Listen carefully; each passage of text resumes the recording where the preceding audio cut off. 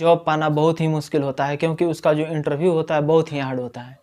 तो इसमें एचडीएफसी में इंटरव्यू में जाने से पहले आप लोग को बता दूं कि इसमें क्वालिफ़िकेशन क्या मांगता है, कौन सा क्वेश्चन पूछता है, कौन से जगह पर इसको इंटरव्यू दे सकते हैं और कौन से लोग इसमें एलिजिबल हैं इंटरव्यू देने के लिए, सभी जानकारी इस वीडियो में देंगे। बने रहेगा मेरे वीडियो में, वीडियो लास्ट तक देखिएगा। अभी तक मेरे चैनल को सब्सक्राइब नहीं किए तो सब्सक्राइब कर लीजिएगा, बेल आइकन को प्रेस कर लीजिएगा ताकि सब नोटिफिकेशन आप लोग को मिलता रहे। बिना टाइम वेस्ट किए चलो वीडियो से। मैं अपना बहुत सारे वीडियो में आप लोगों को बताए हैं कि अगर आपको छत पे चढ़ना है तो स्टेप बाय स्टेप करके ही चढ़ सकते हैं। एक बाइक आप छत पे नहीं चढ़ सकते हैं, यह बात आप भी जान सकते हैं। एचडीएफसी कोई छोटा मोटा बैंक तो है नहीं कि धड़ल्ले से गए और इंटरव्यू दे दिए और आपका हो गया। हाँ, वही आदमी का होता है जो कि एमबीए किया हुआ है और उनके पास नॉलेज है, तो वो लोग जा सकते हैं इंटरव्यू दे करके उसमें जॉब पा सकते हैं। फ्रेशर हैं, आप सिर्फ बीए किए हैं, ग्रेजुएट हैं, सिर्फ इतना ही है, तो आप उसमें इंटरव्यू देंगे तो थोड़ा कठिन लगेगा। आपको कुछ ऐसे वो लोग पूछ सकते हैं जो कि आपको समझ में नहीं आएगा, आप इंटरव्यू में से छट सकते हैं। तो हाँ दोस्तों, एक और बात बता दूं कि मैं बहुत दिन से मैं उत्कर्ष बैंक के बारे में वीडियो बनाता हूं।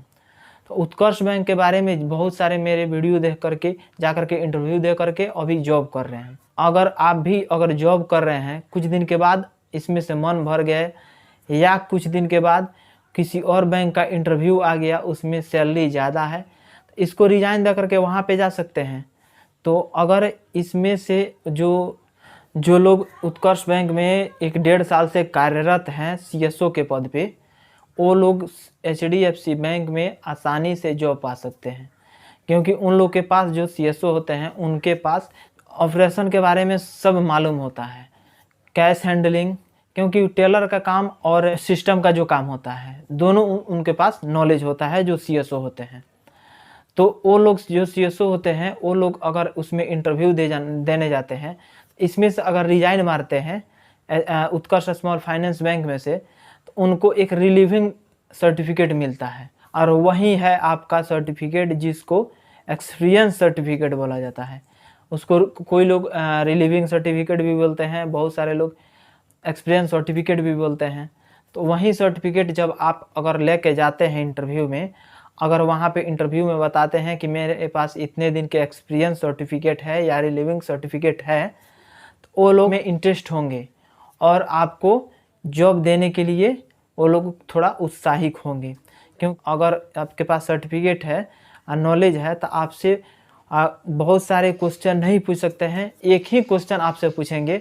वो क्वेश्चन होगा कि आप काम कौन सा किए हैं, काम कौन कौन सा, उसमें जिस बैंक में आप काम कर रहे थे उस बैंक में आप कौन कौन सा काम सीखे हैं। तो दोस्तों आप लोग बता सकते हैं, आप लोग काम किए हैं तो आप लोग बता सकते हैं कि ट्रेलिंग का काम किए हैं, कैश हैंडलिंग का काम किए हैं और सारे सिस्टम पे बहुत सारे काम किए हैं।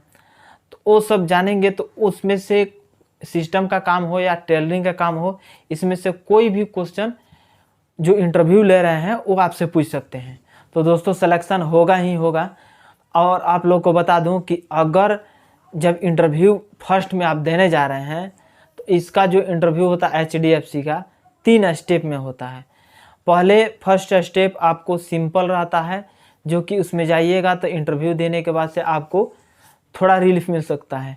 लेकिन दोस्तों मैं आप लोग को जैसे बताया हूँ कि उत्कर्ष स्मॉल फाइनेंस बैंक में से आप रिजाइन मार के उसमें गए हैं, तो आपको कुछ करने की ज़रूरत नहीं है। आपका एक स्टेप में इंटरव्यू होगा, इंटरव्यू देने के बाद से आप उसमें जॉब पा सकते हैं।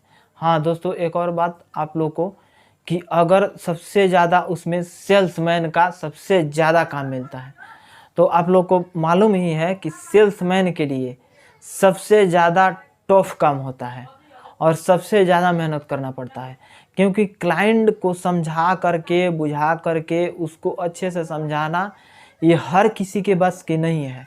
हर किसी के दिमाग में ये नहीं आ पाता है कि मैं क्लाइंट को क्या चीज़ बताऊं कि मेरा कंपनी का प्रोडक्ट वो खरीदे।